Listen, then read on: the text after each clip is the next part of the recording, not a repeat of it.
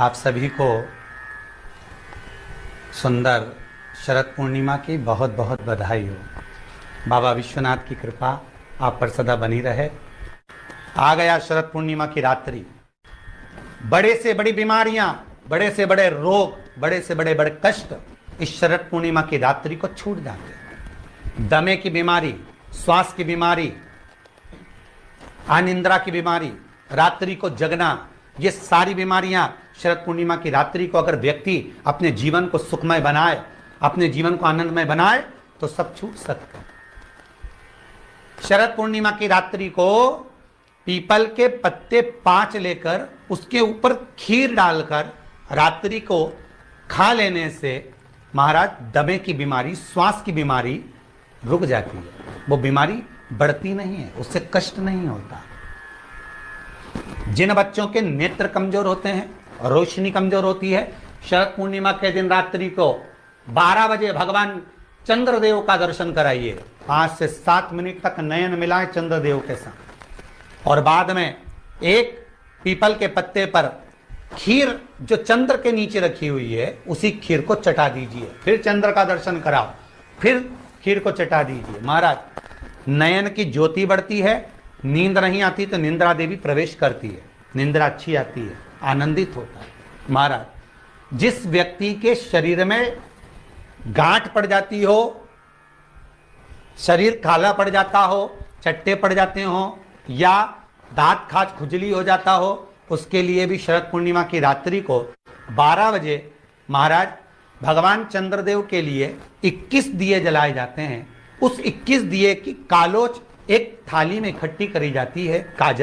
कालोच को इकट्ठी कर कर शरीर में गाय के घी के साथ में जहां जहां जगह पर चट्टे हैं, गांठ है, वहां लगाया जाता है। उसको 5 या 7 दिन लगाइए। उसके बाद में रोज प्रतिदिन लगाने के आधे घंटे बाद स्नान कर लीजिए, आराम लगना प्रारंभ हो जाता है। महाराज आज शरद पूर्णिमा की रात्रि से लेकर कार्तिक पूर्णिमा की रात्रि के बीच में जो दामोदर भगवान का, कृष्ण का, शिव का मंगल आनंद करेगा, अभिषेक करेगा, पूजन करेगा, स्मरण करेगा, उसके सारे दुख दरिद्र दूर हो जाएंगे। रात्रि को आप बड़े प्रेम से खीर बनाओ, चंद्रदेव की साक्षी में रखो, भोग लगाओ भगवान श्री हरि को। बन सके अगर लक्ष्मी की कमी है, लक्ष्मी नहीं आ रही है, व्यापार नहीं चल रहा है, तकलीफ बहुत ज्यादा है, घर में कष्ट है, कर्जा ज्यादा है, तो एक तांबे के कलश के ऊपर, तांबे के कलश में पानी भरना, कटोरी रखना, उस पर लक्ष्मी जी की मूर्ति रखना। लक्ष्मी जी की मूर्ति नहीं हो तो चांदी का सिक्का रखना। उसके सम्मुख में आप 31 दीपक घी के लंबी बाती के जला देना। महाराज एक एक कमल गट्टा उस 31 दिए के अंदर डाल देना और लक्ष्मी जी का पूजन करना, लक्ष्मी जी का स्मरण करना, खीर का भोग लगाना। पान के पत्ते पर खीर रखना, 5 पत्ते पर खीर का भोग लगाना और माता लक्ष्मी से विनती करना। सुबेरे 4 बजे तक वो रखे रहने देना। सुबह 4 बजे वो उठाना, लक्ष्मी को वापिस तिजोरी में या सिक्का हो तो उसको अलमारी में रख देना।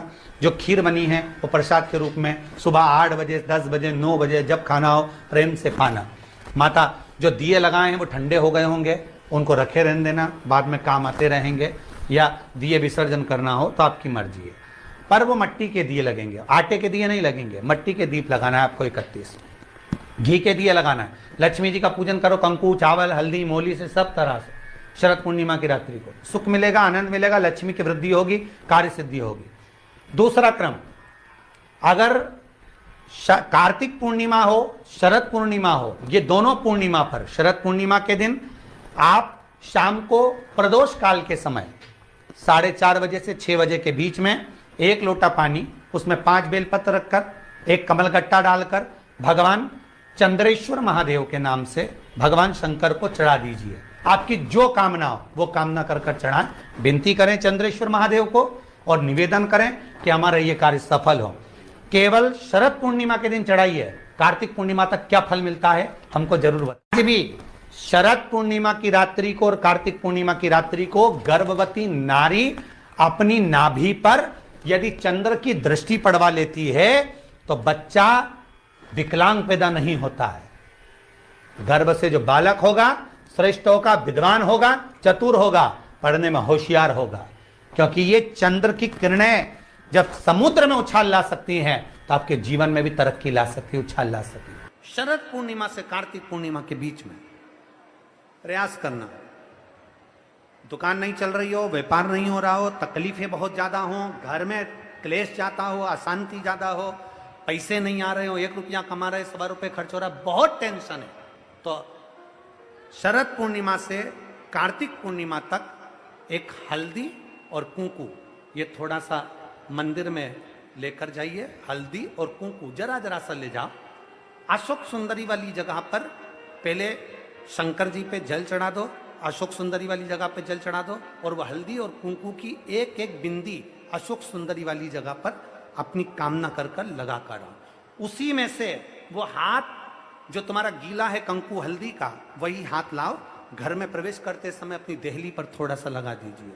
शरद पूर्णिमा से कार्तिक पूर्णिमा तक कर कर देखो, उसके बाद में फिर बताना कि मेरा देव अधिदेव महादेव ने तुम्हारी झोली भरी कि ना भरी। कानी दिखे कहीं किसी को पास कानी दिखे, रहते हैं, उसके लिए भी शरद पूर्णिमा के दिन तुलसी की जो डंडी होती है, बेलपत्र की जो ये डंडी है, ऐसे ही तुलसी का जो पत्ता होता है, उस पत्ते की जो डंडी होती है, उस डंडी को चंद्रमा को देखा जाता है, उस डंडी की जो कोर होती है, उस कोर को दृष्टि से मिलाया जाता है।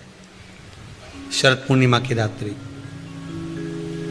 ठीक 12 बजे आप चंद्रमा की, जैसे चंद्रमा का भाग, उस चंद्रमा के भाग को आप उस डंडी के भाग से निहारने का प्रयास करिए। महाराज घर में आइए, घी का दिया लगाइए, उस घी के दीप को लगाने के बाद पूर्णिमा के दिन उस पर एक प्लेट थोड़ी तिरछी कर कर रख दो, जिससे उसकी कालोच, काई की, उस दीप की, घी के दीप की कालोच उस प्लेट पर आ जाए। थोड़ी सी कालोच ले लीजिए, 5-10 मिनट में आ जाएगी। उसको गाय के घी में मिलाकर आंखों में सुरमा लगाकर रात्रि को सो जाइए। 3 दिन बाद आप महसूस करेंगे कि नेत्र की ज्योति बढ़ना प्रारंभ हो रही है। पूर्णिमा का जो चंद्र है वो विशाल का है, और उस चंद्र की पूर्णता में हमारी अभिलाषाएं भी पूर्ण हो।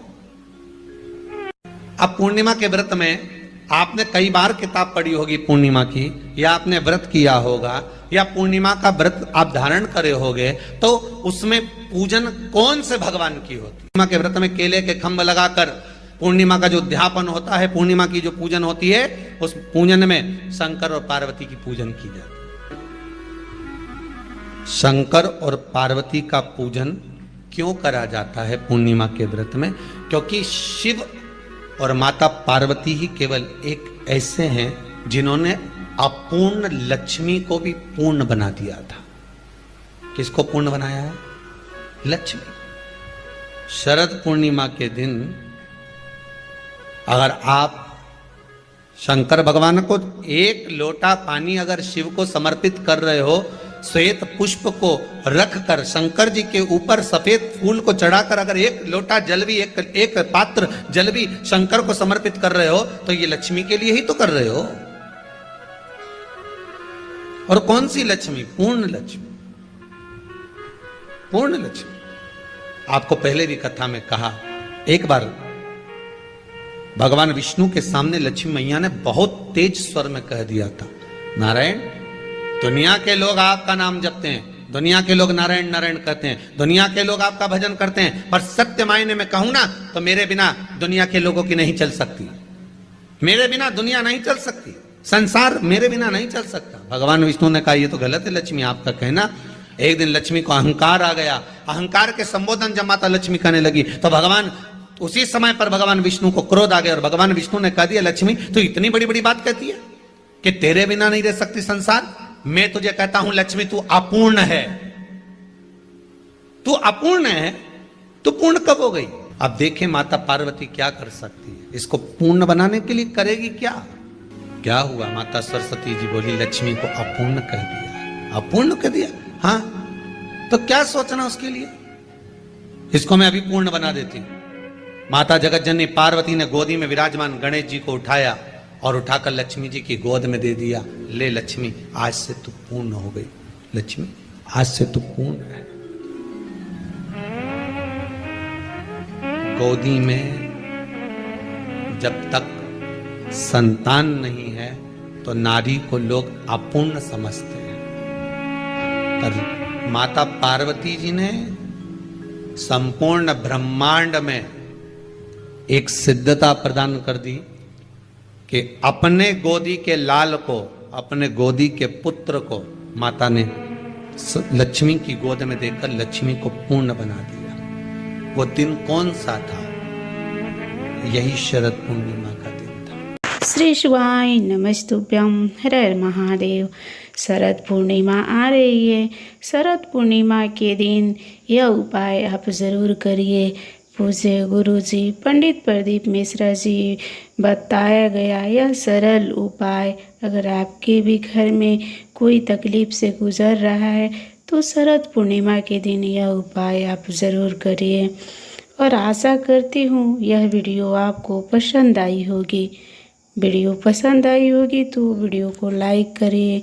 हमारे YouTube चैनल पर नए हैं तो चैनल को सब्सक्राइब ज़रूर करिए और कमेंट में जय महालक्ष्मी लिखना ना